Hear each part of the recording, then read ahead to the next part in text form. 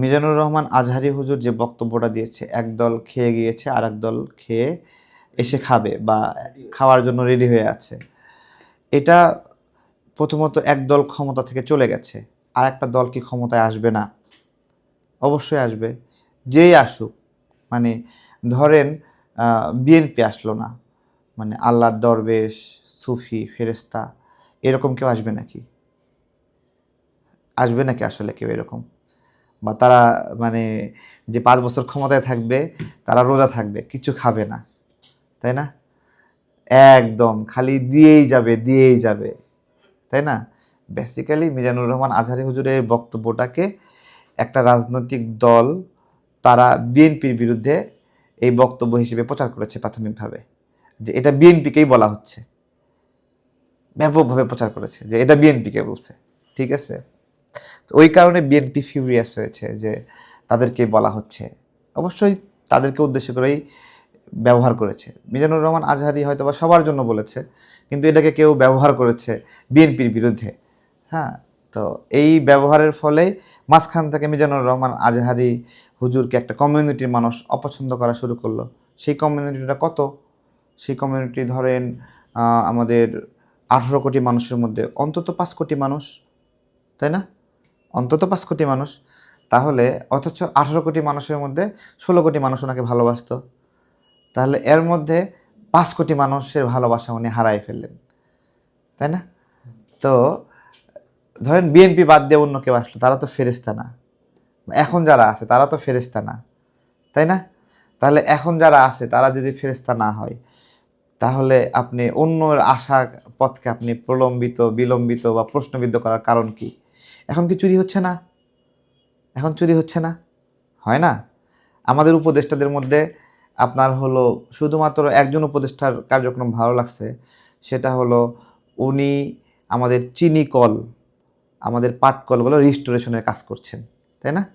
এই একটা কাজ ছাড়া আপনি আমাকে 5টা কাজের নাম বলেন যে কাজগুলোর জন্য এই সরকারের অনেক প্রশংসা করা যায়।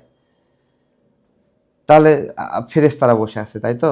আপনাদেরকে একটা খবর দেই, আমাদের এই সাম্প্রতিক সময়ে দেশীয় সরকারি কোম্পানিগুলোকে গ্যাস না দিয়ে ইন্ডিয়ান কোম্পানি এবং বেসরকারি কোম্পানি, আওয়ামী কোম্পানি যেগুলো, তাদেরকে গ্যাস দেওয়ার সিদ্ধান্ত নিয়েছে এই সরকারের জ্বালানি উপদেষ্টা, বিদ্যুৎ জ্বালানি উপদেষ্টা।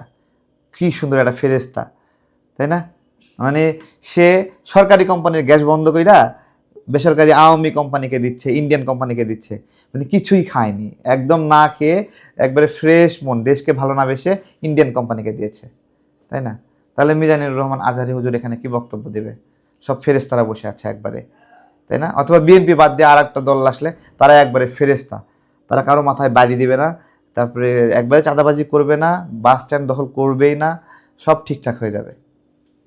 এটা আসলে একজন আলেম, মানে কিছু আলেম থাকা উচিত সবার। এটা মিজানুর রহমান আজহারী হতে পারতেন সবার, কিন্তু এটা বলে ফেলে অনেকে কষ্ট দিয়েছেন, তারা এখন ভালোবাসার ক্ষেত্রে একটু কম ভালোবাসবে। বা তাহলে দেখেন ওনার দিনের দাওয়াতের জায়গাটা সংকীর্ণ করে ফেললো উনি নিজেই, তাই না?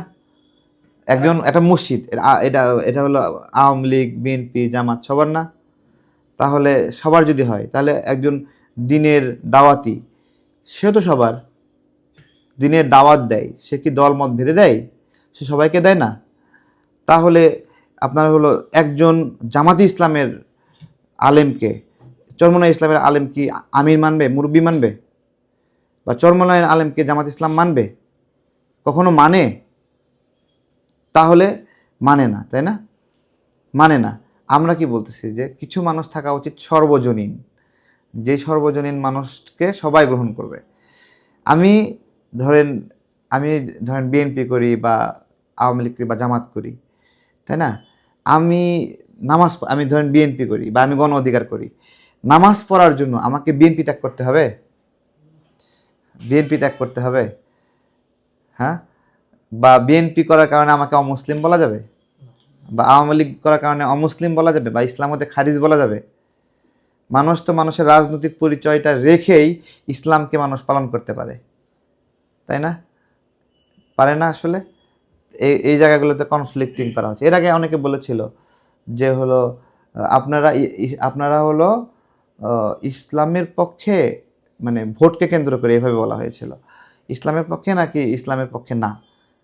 মানে কোনো একজন ইসলামিক দল এটা বলবে ইসলামের পক্ষে না ইসলামের পক্ষে না, মানে সে তো ইসলামের লড়াই করছে নাকি রাজনৈতিক লড়াই করছে, তার লড়াইটা কিসের আসলে?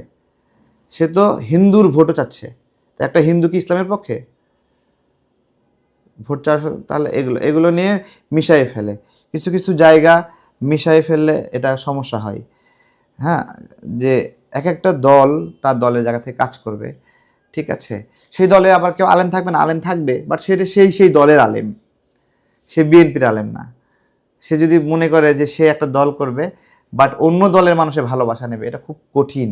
মানুষ রাজনীতিতে অনেক ক্যালকুলেটিভ, একবার পক্ষ নিয়ে ফেললে সেই দিকে আর মানুষ হাঁটে না।